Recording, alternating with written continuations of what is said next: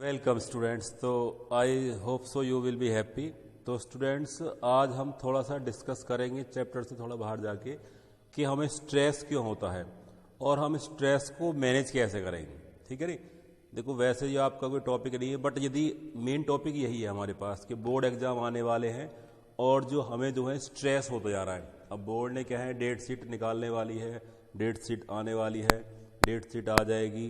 हमारे इस कोरोना काल में या कोविड रीजन में क्या है, सिलेबस पूरे नहीं हो पाए हैं, तो हम जो है इस सिलेबस को पूरा कैसे करेंगे और हम अच्छे बच्चों की तरह जो है 90+ कैसे लेके आएंगे। ठीक है नी। और हमें क्या लगता है कि मानो रात को भी आजकल क्या है, सपने आने लगे हैं कि रात को हमें दिखता है कि मानो बोर्ड के पेपर कल आ गए हैं, हमारा पेपर छूट गया है या हमसे पेपर नहीं हो पा रहा है और हम वहाँ पे रो रहे हैं। तो इस तरह के हमें स्ट्रेस आने लगते हैं।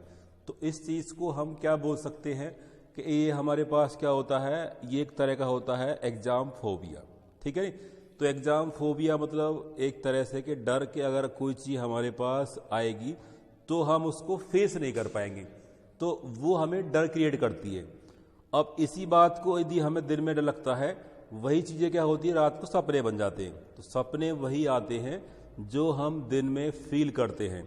यदि हम दिन में कोई खुशी फील करते हैं तो वो खुशी की फॉर्म में कोई अच्छे पॉजिटिव सपने आते हैं। और 80% की बात कर रहा हूँ मैं, 20% सपने क्या हैं कि रैंडमली कैसे भी आ सकते हैं। बट नॉर्मली क्या होता है कि जब हम किसी बात को ज़्यादा मेंटली सोचते हैं तो वो रात को सपना बन जाती है। तो जो हमारा सबकॉन्शियस माइंड है वो उसको एक्टिवेट कर देता है कि आपसे ये नहीं हो पाएगा, और हमसे ये नहीं हो पाएगा तो हमारी बॉडी जो है एक्टिवली काम करना बंद कर देती है। तो अब ये तो हो गए हमारे पास कि हमारी प्रॉब्लम क्या है। अब हम सोचते हैं कि इसका कोई सॉल्यूशन है या नहीं है। तो इसका सॉल्यूशन आपकी स्माइल में है। तो जितना आप ज़्यादा स्माइल कर सकते हैं, दैट्स द सॉल्यूशन। अब सर ये कैसी बकवास वाली बात हुई। हाँ, ये देखो थोड़ा सा होता है कि अब आपको पता है कि हमारे पास कोई एग्ज़ाम आएगा, तो आपको पता है कि एग्ज़ाम मतलब जो आपने जो 12th में जो एग्ज़ाम देने के लिए स्टार्ट किया था कि हम 12th में आ गए हैं 11th पास करके, तो आपको उस दिन ही पता होगा कि मानो एग्ज़ाम तो आएगा, कोई नया तो एग्ज़ाम आता नहीं है। अब आपको पता है कि एग्ज़ाम जो है कब आते हैं, तो एग्ज़ाम मार्च में आते हैं या मार्च के 2 दिन पहले या 2-4 दिन बाद में आते हैं। अब भी वही हो रहा है। ठीक है नी। अब उसके बाद क्या होता है कि सर हमने जो है तैयारी नहीं करी, तो अब तैयारी नहीं करी तो इसका बेनिफिट या इसका जो है रीज़न क्या है, ये आप सभी को पता है। हाँ सर, ये पता है, हम जो है हम पढ़े नहीं। चलो नहीं पढ़े, लेकिन आपने जो है ऐसा नहीं कि आप नहीं पढ़े, कि आपने थोड़ी चीज़ें क्या होती है, हम किसी चीज़ का इनबिल्ट बना रहे होते हैं तो वो टुकड़ों में करते हैं। मानो एक टुकड़ा यहाँ पे हमने छोड़ दिया है। अब मानो आपने जो है कहीं पर कोई केमिस्ट्री का टॉपिक पढ़ा, उसको वहीं छोड़ दिया, फिजिक्स का टॉपिक पढ़ा, उसको वहीं छोड़ दिया। तो आप उन टॉपिकों को छोड़ते रहते हैं और कलेक्ट नहीं करते कि मानो कलेक्टिवली यदि हम उसको इकट्ठा कर लेंगे तो गुलदस्ता बन जाएगा। और एक फूल से स्मेल नहीं आती है, स्मेल किससे आती है, गुलदस्ते से। अब सर आप तो बकवास कर रहे हो। देखो, ये बकवास नहीं है, यही मेन चीज़ है कि हमने, कोई कहता है कि आपने कुछ नहीं पढ़ा। यदि आपने लाइफ में सुबह से उठ के शाम तक सोने तक यदि आप 6 घंटे भी जगे हो तो आपने कुछ ना कुछ सीखा है, पर हम उसको क्वालिटी नहीं मानते कि हमने क्या सीखा है। अब मानो हम जो है जा रहे थे कि कोरोना में क्या देखा हमने कि वैक्सीन आने वाली है, तो हमने आने से पहले क्या करा कि अपने आप को मास्क ढक लिया। जब मास्क ढक लिया तो ये भी एक हमारे पास एक लेसन है कि यदि मानो फ्यूचर में अगर हमें किसी चीज़ को, अपनी किसी बीमारी को किसी दूसरे को नहीं देना है या किसी दूसरे की बीमारी को हमें नहीं लेना है, तो हमें अपनी बॉडी पर मास्क रखने चाहिए। अभी देखो, इसका मतलब बहुत गहरा हो सकता है, बहुत सिंपल भी है। सर छींक जाएगी, वो बाहर बैक्टीरिया वायरस छोड़ेगी, वो दूसरों पर जा सकते हैं, उनसे उनको इफेक्ट हो सकता है। अब देखो, वही आपकी नेगेटिव थिंकिंग होती है। अगर आप नेगेटिवली बोल रहे हैं तो वो चीज़ें बाहर जाती हैं, और बाहर जाने के बाद में वो आपके राउंड अबाउट ही रहती हैं और घूम फिर के वो आपके पास ही आती है। अगर आपने कहीं स्नीजिंग करी है, छींका है, वो वायरस आपने बाहर छोड़ दिया। अब ऐसा तो है नहीं कि वायरस आपने यहाँ पे छोड़ा और वो अमेरिका पहुँच जाए, तो रहेगा तो आपके आसपास ही। बिल्कुल सही बात है। तो वो एक ना एक दिन आपके पास वापस अटैक करेगा, और जब वापस अटैक करेगा, अगर हम उसके लिए क्या हुए, तैयार नहीं हुए, तो दैट्स विल बी पेनफुल। तो वो हमें दोबारा अटैक कर सकता है। अगर हमने उसको बाहर निकाला है तो मीन्स वो हमारी खराब चीज़ें थी, हम उसको वापस नहीं लेना चाहते, लेकिन फिर भी हमारे पास वापस आ रही है। तो इसका मतलब क्या है, we are not ready for that negative things.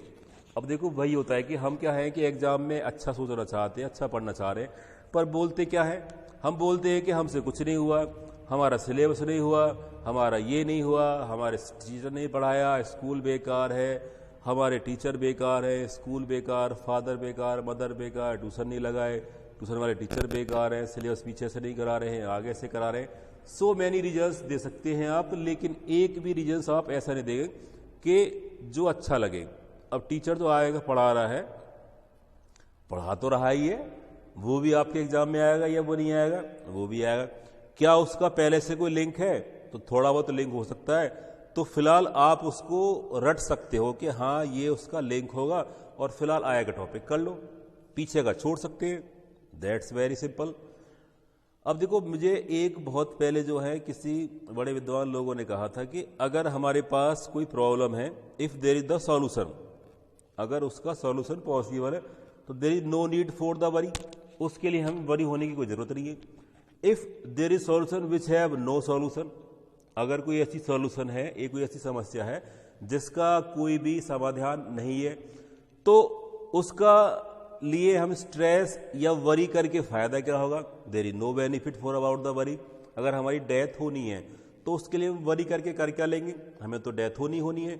अगर हमें पता है कि एग्जाम आने वाले हैं, पढ़ने से वो हो जाएंगे सही, तो हम पढ़ सकते हैं, पढ़ने का एग्जाम दे सकते हैं, तो that's will be stress management. ठीक है नी।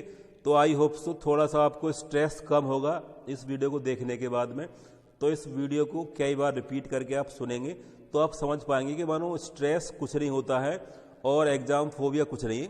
सब कुछ जो हमारी नेगेटिव थिंकिंग है वो हमने बाहर निकाल दी है, और जो हमने बाहर निकाल दी है वही घूम फिर के वापस हमारे पास आ जाती है। ठीक है नी।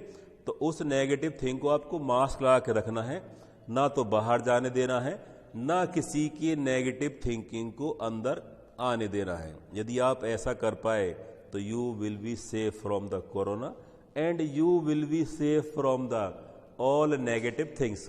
तो आपके जो मार्क्स हैं वो ऑटोमेटिकली क्या हैं, 100 प्लस या उससे ज़्यादा हो सकते हैं। अब 100 प्लस कैसे होते हैं, कॉन्फिडेंस जो होता है वो 100 प्लस रिप्रेजेंट करता है। अगर आपको मानो कोई टॉपिक आता है और आपने कर दिया, लेकिन आप उसको कुछ देर बाद नहीं कर पाएंगे, तो इसका मतलब क्या है कि वो आपके मार्क्स 100 आने के बाद भी 100 नहीं है। अगर आपके पास कॉन्फिडेंस है कि सर ये तो मैं अभी कर दूंगा, तो दैट्स 100 प्लस। तो इसको हम क्या बोलते हैं, 100 प्लस रेटिंग। ठीक है नी। तो वो कब आएगा, जब आपके पास कॉन्फिडेंस होता है। तो इसलिए लाइफ का एक ही मेन होता है स्ट्रेस कम करने के लिए, बी कॉन्फिडेंट। आपको कुछ आता है या नहीं आता है वो आपको आ जाएगा। अगर आप स्ट्रेस में रहेंगे तो जो आपको आता है वह भी नहीं आ पाएगा। ठीक है नी। आई होप सो कुछ आपको थोड़ा सा स्ट्रेस कम हुआ होगा। हमारे चैनल साथ बने रहिए, हम आपके साथ में ऐसी वीडियो फिर से लाते रहेंगे आपके स्ट्रेस को कम करने के लिए। ओके, स्ट्रेस फ्री रहे, स्ट्रेस फ्री रहे। Okay, bye.